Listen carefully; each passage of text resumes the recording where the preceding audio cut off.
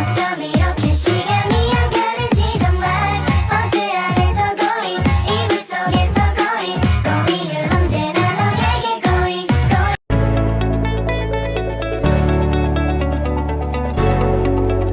Halo teman-teman, baik di sini saya akan menjelaskan proses pencernaan lipid dan metabolisme yang terjadi di dalam rumen dan retikulum pada ternak ruminansia. Terkait proses, yang pertama itu ada lipolisis, yang kedua ada biohidrogenesis, dan yang ketiga itu ada sintesis asam lemak oleh mikroba rumen. Yang pertama itu lipolisis. Lipolisis adalah proses hidrolisis lipid menjadi asam lemak bebas dan gliserol. Proses ini terjadi di dalam rumen dan retikulum, di mana enzim lipase yang dihasilkan oleh mikroba rumen seperti bakteri dan protozoa menghidrolisis trigliserida yang terkandung dalam pakan menjadi asam lemak bebas dan gliserol.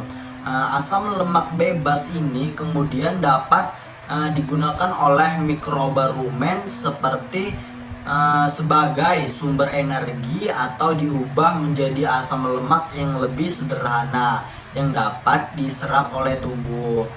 Terus yang kedua yaitu ada biohidrogenesis. Biohidrogenesis adalah proses reduktasi asam lemak menjadi asam lemak yang lebih sederhana. Proses ini juga terjadi di dalam rumen dan retikulum, di mana mikroba rumen seperti bakteri mengkonversi asam lemak menjadi asam lemak yang lebih sederhana. Contohnya seperti asam lemak aspartat dan asam lemak glutamat.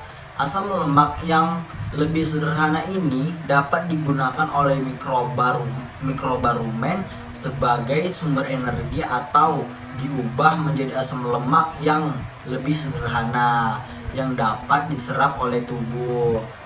Terus yang ketiga itu tadi ada sintesis asam lemak oleh mikroba rumen. Sintesis asam lemak oleh mikroba rumen adalah proses di mana mikroba rumen mengubah asam lemak yang lebih sederhana menjadi asam lemak yang lebih kompleks. Proses ini terjadi juga di dalam rumen dan retikulum, di mana mikroba rumen seperti protozoa mengkonversi asam aspartat dan asam glutamat menjadi asam lemak yang lebih kompleks seperti asam oleot dan asam linoleot. Asam lemak yang lebih kompleks ini dapat juga digunakan oleh tubuh sebagai sumber energi atau diubah menjadi asam lemak yang lebih sederhana yang dapat diserap oleh tubuh. Dalam sintesis asam lemak, mikroba rumen juga dapat mengkonversi asam lemak yang lebih sederhana menjadi asam lemak yang lebih kompleks melalui proses yaitu proses biohidrogenesis. Contohnya asam aspartat dapat diubah menjadi asam oleot melalui proses biohidrogenesis oleh mikroba rumen. Sekian, terima kasih.